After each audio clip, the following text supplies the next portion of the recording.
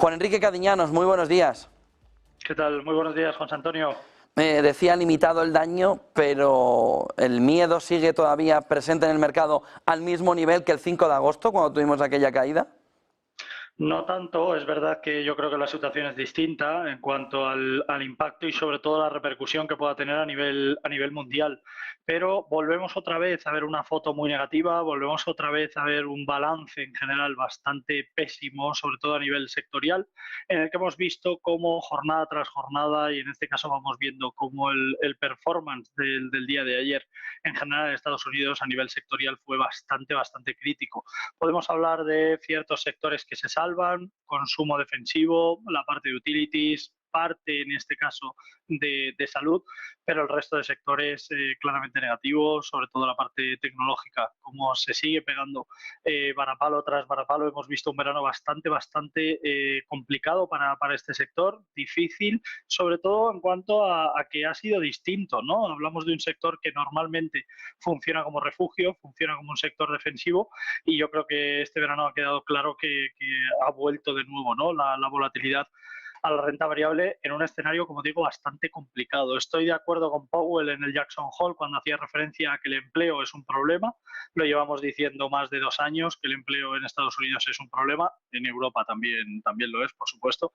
Pero no estoy para nada de acuerdo en que comente que la inflación ya no les preocupa. Me gustaría saber cómo la van a intentar solventar bajando tipos y haciendo en este caso que la economía vuelva a fluir cuando la situación más problemática que tienen ahora mismo sigue siendo el empleo.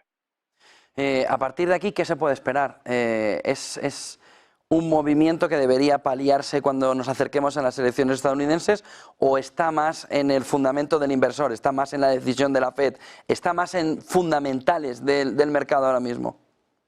Bueno, yo creo que el fundamental es turbio, por decirlo de alguna forma, sobre todo por la deuda. Es verdad que el resto, en general, las referencias macroeconómicas siguen teniendo un calado importante y siguen teniendo un trasfondo, entre comillas, sostenible. Hemos visto relativamente buenas cifras en el PMI, hemos visto un PIB con cierta holgura, hemos visto datos de IPC negativos, pero recuperando parte de ellos a corto plazo, aunque es verdad que la inflación anualizada sigue siendo un problema en Estados Unidos, pero yo creo que el balance general desde el punto de vista del análisis fundamental es bueno. Ahora bien, si hablamos de deuda, lógicamente eso eclipsa totalmente toda la situación macroeconómica, todas las referencias, tanto desde el punto de vista macro como micro, ¿no? La parte de resultados empresariales y todo el balance que hay empresarial.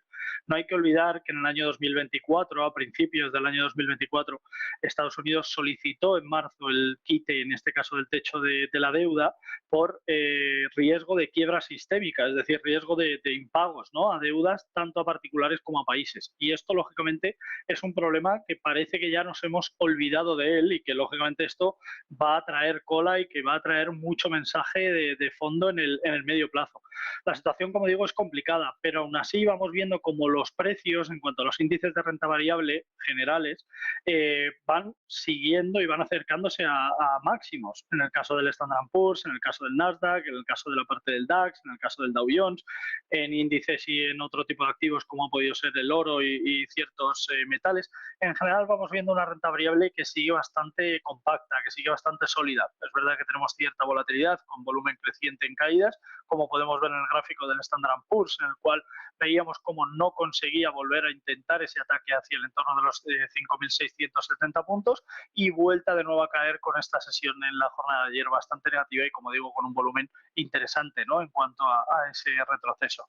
Con esto quiero decir que va a ir a los 5.000 de nuevo, para nada, ¿no? Yo creo que nos encontramos en un escenario en el que los precios, los mercados de renta variable tienen que descargar parte de la sobrecompra que tienen acumulada. No descarto que el Standard & Poor's se vaya al 5.400 o incluso al 5.300, pero por el momento no veo indicios, lo comentábamos la semana pasada, de que los mercados vayan a cambiar la tendencia o que vaya a haber un cambio de tendencia en renta variable.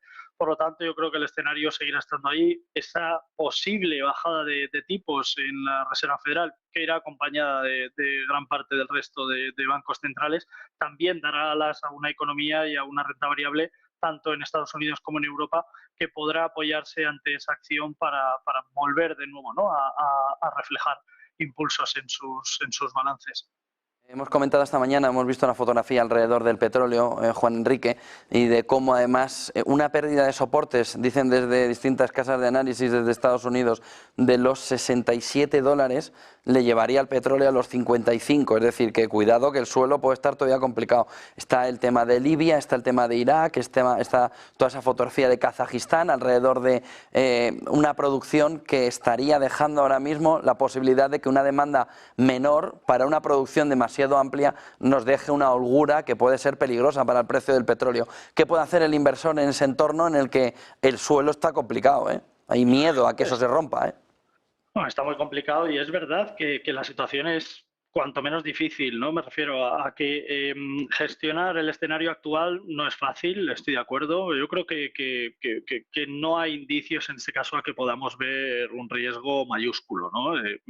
Voy a intentar matizar esto, pero yo creo que tenemos alternativas para cubrir posiciones, tenemos alternativas para ver la posibilidad, lógicamente, de hacer coberturas en este caso. Vamos viendo la parte ligera como tiene un escenario mucho peor que el crudo estándar, que el crudo natural, quiero decir, porque al final el precio, el coste sigue siendo distinto. Al final el precio que le podemos dar a este activo sigue siendo de forma diferente, pero es verdad que vamos viendo cómo siguen castigando en este caso al precio. La OPEP por el momento sigue sin presenciar, quiere decir, sigue sin en este caso realizar ningún comentario y tampoco una hoja de ruta que vayan a hacer a medio plazo, por lo tanto nos quedamos con el último mensaje.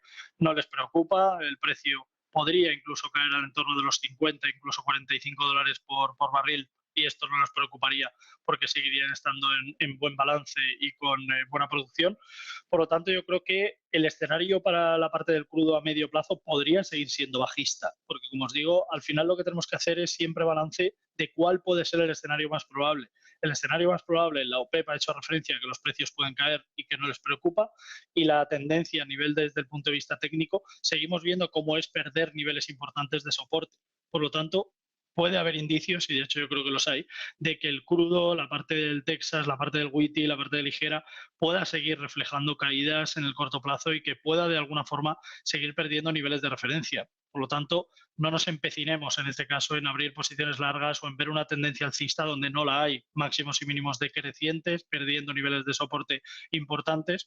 La tendencia es bajista, vamos a acompañar a la tendencia, o si tenemos posiciones alcistas, vamos a realizar movimientos de cobertura, protegernos y esperar a ver cuáles son los próximos movimientos y sobre todo los próximos comentarios y acciones por parte de una OPEP que, como digo, no se pronuncia a día de hoy y por lo tanto nos quedamos con su último mensaje. Muchísimas gracias, Juan Enrique Cadiñanos. Buen día y buen negocio. Gracias a vosotros, un placer como siempre. 9.